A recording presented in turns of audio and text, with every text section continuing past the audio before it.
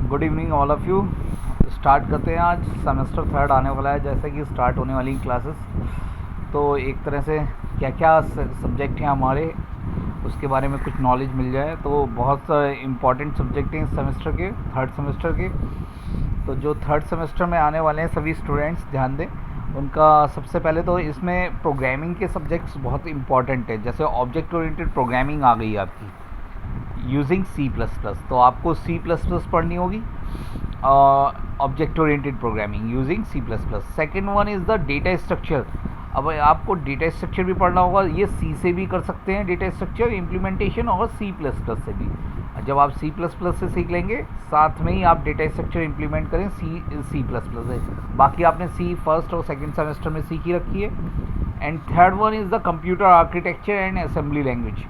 तो डिजिटल का जो आगे का पार्ट है, सेकंड पार्ट, वो computer architecture and assembly language आपका स्टार्ट कर दिया जाएगा। इसमें आप असेंबली लैंग्वेज की प्रोग्रामिंग भी सीखेंगे। असेंबली लैंग्वेज में कैसे हम कोड्स लिखते थे और कैसे प्रोग्राम एडिशन वगैरह के हम करते हैं, कैसे हम वो परफॉर्म करे जाते हैं। थर्ड और फोर्थ सब्जेक्ट है बिजनेस इकोनॉमिक्स। जैसे कि इकोनॉमिक्स आपका मैनेजमेंट ओरिएंटेड सब्जेक्ट है। और last one is the fifth subject is the element of statistics. तो ये आपके 5 सब्जेक्ट्स होंगे और 2 प्रैक्टिकल होंगे। एक तो ऊप्स का प्रैक्टिकल होगा यानी सी प्लस प्लस और डेटा स्ट्रक्चर। 2 प्रैक्टिकल हो गए, 306 और 307। इनके कोड आपके चेंज हो गए होंगे। ये 301, 302, 303, 304, 305 ये कोड चेंज हो जाएंगे। एमएस यूनिवर्सिटी ये पुराना सिलेबस है जो अभी तक चल रहा है। जैसे कि फर्स्ट ईयर का सिलेबस चेंज हो गया, लेकिन सेकेंड ईयर में जो प्रीवियस सिलेबस आपका जो चल रहा था वही चलेगा। तो ये आप पढ़ने वाले हैं। तो देखते हैं एक फर्स्ट ऑफ ऑल एक रिव्यू करके देखते हैं कैसे कैसे सब्जेक्ट्स आ रहे हैं आपके। जैसे कि आप देखें, ऑब्जेक्ट ओरिएंटेड प्रोग्रामिंग आप जो सीखने वाले हैं उस सब्जेक्ट में क्या क्या मिलेगा आपको। यानी आप अभी तक आपने प्रोग्रामिंग करी थी, डायरेक्ट आप सी में इम्प्लीमेंटेशन कर लेते थे, मेन बनाते थे। अब इसमें आपको ऑब्जेक्ट के थ्रू प्रोग्रामिंग करनी होगी। यानी ऑब्जेक्ट बना के क्लासेस एंड ऑब्जेक्ट का यूज़ करके आपको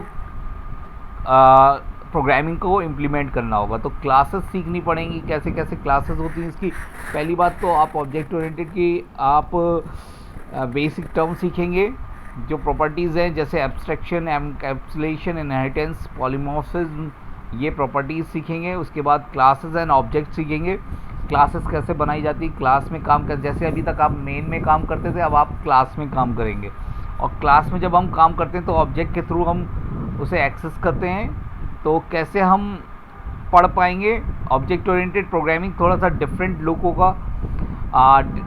वही आपका सॉफ्टवेयर वैसे ही रहेगा जैसे हम टर्बो सी यूज़ करते थे। अब टर्बो सी प्लस सी में ही यूज़ करेंगे। डॉट सी एक्सटेंशन में सेव करते थे, अब सी प्लस प्लस में करेंगे। यानी डॉट सी पी पी में आपको प्रोग्राम सेव करना पड़ेगा।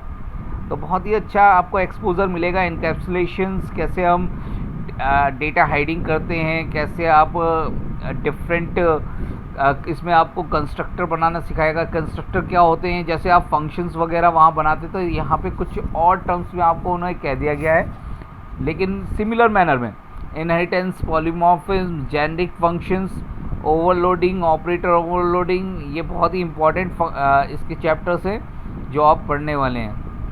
मल्टीपल इनहेरिटेंस, फाइल हैंडलिंग जैसे आपने पढ़ी थी, उसी का डिफरेंट लुक आपको मिलेगा ऑब्जेक्ट ओरिएंटेड में। तो ये कुछ आपका ऑब्जेक्ट ओरिएंटेड प्रोग्रामिंग लैंग्वेज का पार्ट है। बहुत ही अच्छी प्रोग्रामिंग, आप इसे बहुत ध्यान से पढ़ें।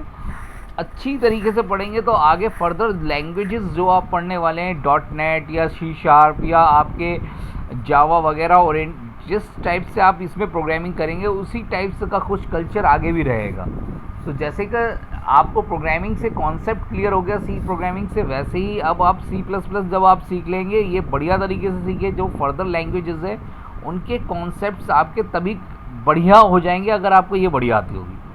और इसके फीचर्स, कुछ ना कुछ फीचर्स आपको आगे की लैंग्वेजेस में मिलेंगे। तो बहुत ही बेनिफिशियल है C plus plus language, object oriented programming language C plus plus with. Next is data structure using C. अब डेटा स्ट्रक्चर एक बहुत अच्छा सब्जेक्ट है। ये एक तरह से कह सकते हो सी में आप एप्लीकेशन कर रहे हो, सी के थ्रू आप इसे इम्प्लीमेंट करोगे। इसमें आपको कॉन्सेप्ट दिया जाएगा, कोई कॉन्सेप्ट आपसे कह दिया जाएगा भाई आप, जैसे मैंने कह दिया एडिशन का प्रोग्राम बनाना है, तो आप कैसे बनाएंगे सी के थ्रू। तो ये एक प्रॉब्लम दे दी, ऐसी इसमें बहुत सारी प्रॉब्लम्स होंगी, उनकी चैप्टर वाइज आपको बता दिए गए हैं, just like stack, queue, list, tree, B tree, sorting techniques जैसे आपने पढ़ रखी हैं। तो ये कैसे हम सी के में कैसे हम इम्प्लीमेंट करेंगे, डेटा स्ट्रक्चर क्या होता है या क्या इसकी ज़रूरत है।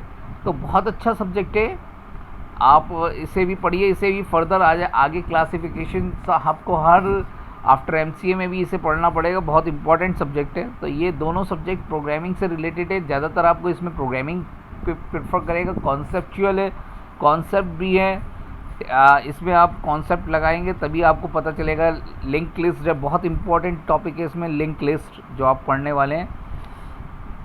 तो पॉइंटर्स का भी रोल रहेगा लिंक लिस्ट में। तो बहुत ही अच्छी चीज़ें आपको इसमें मिल रही है इस थर्ड सेमेस्टर में। तो डेटा स्ट्रक्चर बहुत ध्यान से पढ़ेंगे आप। दो सब्जेक्ट आपके प्रोग्रामिंग बेस्ड हो गए। थर्ड सब्जेक्ट आया है कंप्यूटर आर्किटेक्चर। तो आर्किटेक्चर जैसे कि आपने अभी तक आपने डिजिटल पढ़ी, डिजिटल में आपने फ्लिप फ्लॉप डिज़ाइन करे, आपने रजिस्टर्स बनाए, आपने काउंटर्स बनाए, रजिस्टर्स, काउंटर्स, और आपने मल्टीप्लेक्सर, डी मल्टीप्लेक्सर, ये सारे डिज़ाइन कर लिए, कैसे कैसे इसका लॉजिकल सर्किट होता था आपने देखा। अब हम बात करेंगे जो कंप्यूटर आर्किटेक्चर की है वो किस टाइप का। मान लीजिए कोई भी आप काम टास्क परफॉर्म करते हैं अपने सिस्टम के अंदर, मान लीजिए एडिशन ही परफॉर्म करते हैं, तो वो किस प्रोसेसिंग के थ्रू वो कैसे कैसे प्रोसेस होता होगा। सबसे पहले डेटा कहाँ स्टोर होता होगा और फिर वो रजिस्टर के थ्रू कहाँ जाता होगा, रजिस्टर में स्टोर होता होगा या मेमोरी में स्टोर हो रहा है। तो डेटा कहाँ से आ रहा है, एक्चुअल आप डायरेक्ट डेटा दे रहे हैं या मेमोरी के थ्रू डेटा दे रहे हैं। तो डेटा ट्रांसफ़र इंस्ट्रक्शन कौन से हैं, कौन सा डेटा आपको कहाँ से कहाँ भेजना है, कहाँ से डेटा आएगा, कहाँ वो एडिशन होगा, कहाँ वो ऐड होके सेव होगा, कहाँ आपको वो डेटा आउटपुट की फॉर्म में मिलेगा। ये सारी चीज़ें कंप्यूटर आर्किटेक्चर में, यानी इंटर प्रोसेसिंग कैसे होगी आर्किटेक्चरल रूप में आपको बताया जाएगा। तो ये आप पूरा unit 1 central processing unit, risk processor, कुछ प्रोसेसर्स या पाइपलाइनिंग, वेक्टर प्रोसेसिंग बताई जाएगी। कैसे हम अपने वर्कआउट को कैसे फास्ट कर सकते हैं, कैसे किसी सिस्टम को हम इम्प्रूव कर सकते हैं, क्या इम्प्रूव करने के लिए क्या हार्डवेयर चेंज करें या कोई ऐसी टेक्निक हो कि वो उसे फास्टर कर दे, या कैसे हम अरेंजमेंट ऑफ हार्डवेयर का यूज़ करें। तो वो सब आपको इसमें सिखाया जाएगा। कंप्यूटर अर्थमेटिक है, अर्थमेटिक का मतलब है addition, subtraction, multiplication, division, floating point addition, floating point division. आपको अभी तक सिंपल तो एडिशन आता है, लेकिन अगर आपको दे दिया जाए निगेटिव नंबर का एडिशन कैसे करना है, निगेटिव नंबर का सब्ट्रैक्शन कैसे करना है, डेसिमल सब्ट्रैक्शन कैसे करने हैं, वो अभी आपको नहीं आते। तो निगेटिव नंबर को कैसे रिप्रेजेंट करते हैं वो भी इसमें बताया जाएगा। अभी तक आपको सिंपल रिप्रेजेंटेशन आता है नंबर का, निगेटिव नंबर को रिप्रेजेंट शायद नहीं कर पाते। तो ये भी सब इसी में सिखाया जाएगा। इनपुट आउटपुट ऑर्गेनाइजेशन रहेगा इसमें, कैसे हम डेटा ट्रांसफ़र करेंगे। अगर डीएमए क्या होता है, डीएमए एक मोस्ट इम्पॉर्टेंट टॉपिक है जो इसमें पढ़ाया जाएगा। कैसे हम डायरेक्ट मेमोरी एक्सेस एड्रेसेस को यूज़ करेंगे, एक्सेस करेंगे। देन माइक्रो प्रोसेसर के बारे में, कौन कौन से माइक्रो प्रोसेसर स्टार्टिंग में आए, 8085 के बारे में हम बात करेंगे। 8085 की कुछ प्रोग्रामिंग करेंगे, कैसे हम असेंबली लूप्स चलाते हैं उसमें, कैसे हम एडिशन करते हैं, कैसे हम सब रूटीन्स यूज़ करते हैं, कैसे हम मैक्रोज डिज़ाइन करते हैं, वो सब आप इसमें सीखेंगे। कैसे हम असेंबली लैंग्वेज के प्रोग्राम्स को परफॉर्म करेंगे। तो बहुत अच्छा आर्किटेक्चर का सिलेबस रहेगा। इससे आपको ये पता चलेगा how to fetch data from memory या रजिस्टर्स या डायरेक्टली इनपुट आउटपुट से आ रहा है डेटा। तो कैसे कैसे डेटा आएगा, कैसे कैसे वो डेटा आने के बाद वो कहाँ जाएगा, किस पोजीशन पे जाएगा, फिर वो एडिशन होता कैसे है, किसके थ्रू एडिशन होता होगा। तो वो इंटरनली प्रोसेसिंग आप सीखेंगे इस सब्जेक्ट से। बहुत अच्छा है computer architecture and assembly language. And business economics and the fourth one. And business economics में आप देखिएगा ये इकोनॉमिक्स सब्जेक्ट है, बहुत ही मैंने भी बहुत कम पढ़ा हुआ है। या आपको इकोनॉमिकल ट्रेड साइकिल वगैरह इसमें आपको बताई जाएगी, इकोनॉमी कैसे चल रही है, मैकेनिज्म इसके, प्रॉफिट और लॉस, कुछ प्रॉफिट मैक्सिमाइजेशन, ये आपको मैनेजमेंट से ओरिएंटेड जो भी आपको टीचर पढ़ाएंगे बिल्कुल क्लियर हो जाएगा आपको। तो बिजनेस इकोनॉमिक्स से अच्छा सब्जेक्ट है ये। And last one is the element of statistics. Element of the statistics आपका देखिएगा स्टैटिकल सब्जेक्ट है, मैथमेटिक्स तो है लेकिन इसमें वो मैथमेटिक्स नहीं है, कॉन्सेप्चुअल मैथमेटिक्स, कॉन्सेप्ट है उसके ऊपर क्वेश्चंस होंगे।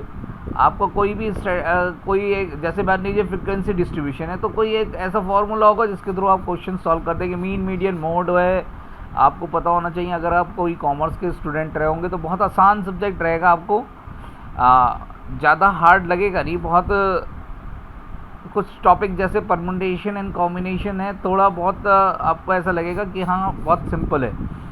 तो अच्छा सब्जेक्ट है ये, मैथमेटिक्स कहलाता है लेकिन स्टैटिस्टिक्स का सिलेबस है ये, स्टैटिस्टिक्स ही है पूरी, स्टैटिस्टिक्स जस्ट लाइक मैथ्स। तो इसमें भी क्वेश्चंस आते हैं, न्यूमेरिकल्स आते हैं बहुत सारे, तो आप इसे पढ़िएगा, बहुत अच्छा सिलेबस लगेगा। तो दो आपको, एक प्रोग्रामिंग लैंग्वेज मिल रही है, एक implementation of C, data structure मिल रहा है, आप सी से इम्प्लीमेंट करेंगे। तो ये आपका थर्ड सेमेस्टर का सिलेबस आने वाला है, तो आप ये थर्ड सेमेस्टर का सिलेबस देख सकते हैं। और मैं ये बता दूं, मैं कंप्यूटर आर्किटेक्चर पढ़ाने वाला हूं आप सभी को। तो आर्किटेक्चर में जो भी आप पढ़ना चाहते हैं उसके वीडियोस आपको मैंने बना रखे हैं, आप चैप्टर 1 बाई 1 2 3 वाइज देखते जाएं। और आई थिंक पूरा सिलेबस है आर्किटेक्चर का, तो आप देख सकते हैं कंप्यूटर आर्किटेक्चर का। मैं चाहता हूँ कि बेसिक फंडामेंटल्स जो उसके स्टार्टिंग के चैप्टर 1 चैप्टर 2 मैंने बना रखे हैं वो ज़रूर पढ़ें, लाइक करें, सब्सक्राइब करें और ज़्यादा से ज़्यादा वीडियोस को देखें। आर्किटेक्चर आपको 100% समझ में आएगा, जो भी आपको पढ़ाए, चाहे मैं पढ़ाऊँ चाहे कोई भी पढ़ाए। उससे पहले आप, मेरा यही कहना है कि आप मेरे वीडियोस को देख के शायद बेसिक कॉन्सेप्ट आपके क्लियर हो जाए। तो बहुत अच्छा सिलेबस है आपका थर्ड सेमेस्टर का, तो चलते हैं। Thank you to all for joining the session and discussion about the syllabus. Thank you.